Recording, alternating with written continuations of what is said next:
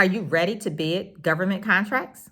In this video, I'm sharing common types of solicitations you will see when you're looking for contracts to bid with the federal government.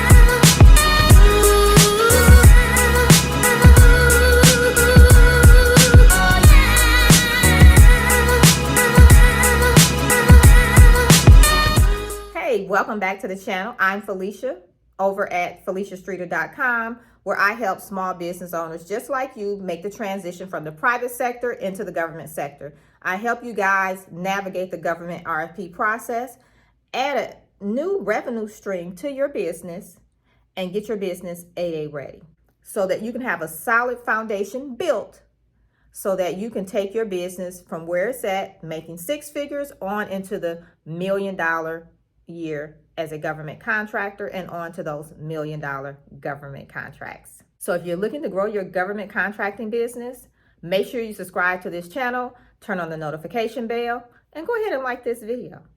The second type of solicitation that I'm sharing in this video here today is the one that most of my clients are using to win big contracts with the federal government.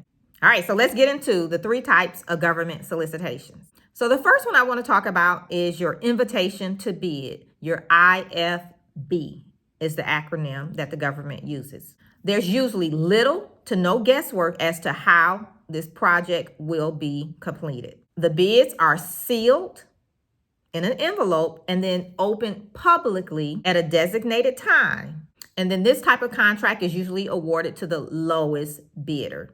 So being able to price and knowing your numbers are very, very important. Because you don't want to win an opportunity, but you don't have enough profit in it. I've seen that happen because people want to lowball their bids. So you don't want to do that. The numbers are the numbers. All right, the second type is your request for proposal. This is my favorite, the RFP. This is the one that most of my clients are using, especially when they're winning the larger contracts. And this one, or this type of contracting opportunity, is used on more complex projects. And these projects are usually more demanding, okay? Like, for example, construction. Can you imagine? You go from dirt, then now you have a building, complex and very demanding. Experience is going to play a huge role in your ability to win on an RFP. They also are going to look at your approach and your price. So again, on these projects, remember, it's very demanding, usually, and complex. What are they looking at as to who they're going to award the contract to? They're going to look at your experience, your approach to the contracting opportunity, which is why we talk about approach in phase 3 of my accelerator program. And I teach you how to determine what's your best approach at each opportunity. And then they're also going to look at your price. So you need to know how to price as well. So those three key components are very, very important on RFPs. And also understand on the RFP process, because of the complexity and how demanding and the risk factors involved, the award process is a little longer. So I want you to comment below. Have you submitted on a request for proposal, an RFP? Let us know in the comments. Yes or no? No or yes. All right, so here's the third one. Request for information, RFI. So this one is used to get information from vendors and suppliers. And what the government is trying to do is make a list of potential suppliers on a particular opportunity. It's used to see the interest of companies out there that want to maybe bid on a particular opportunity.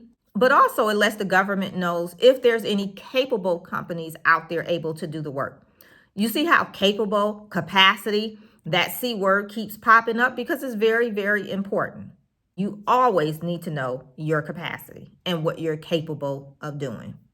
Now, also The RFI process can help contracting officers in determining how they will set aside a particular opportunity. Like, will they set it aside even for a small business at all? Because they want to make sure if they do, that they have small businesses out there that can do the work. And then narrowing it down even further, will they set it aside for a woman-owned small business, a service-disabled veteran-owned small business, a hub-zone small business, an 8A company? It depends on the interest. That's why it's important to make sure you are responding to RFIs. So if you're interested, and make sure you respond. But here's the other thing. If you want to, this is a bonus. So if you want to maybe get on the radar of this particular contracting officer and this particular agency because you know it's a good fit for your company and they're putting out the type of projects and work that you want to perform and that you can perform, then you could respond to the particular RFI just to get on their radar as well. So that's an option too. Nothing wrong with that. So anytime it's in your wheelhouse, right, where you're able to do it, even if that's not exactly the one, but you know that agency puts out the type of work that you're looking for, respond to the RFIs. Build those key relationships. Okay, so there you have it, the 3 types of government solicitations that I wanted to share with you here today. Throughout your time as a contractor with the federal government, you will see these 3 types of solicitations come across your radar. Now, inside of my Government Contractor Accelerator, we focus heavily on the RFP process, your request for a proposal, which also prepares you for the RFIs and the IFBs. So if you'd like to learn how to navigate the RFP process so that you can add a new stream of revenue to your business, work with the best paying client in the world, and add multiple 6 and 7 figures in revenue to your business, you want to come talk to me about my Government Contract Accelerator, because we can accelerate that process for you so you don't have to figure it all out on your own. We have a step-by-step framework that our clients are using to get to the finish line and start submitting faster than going at it on their own. I'll put the link down below. So don't forget, subscribe to this channel, turn on the notification bell, and go ahead and like this video. And then share it out to 3 people.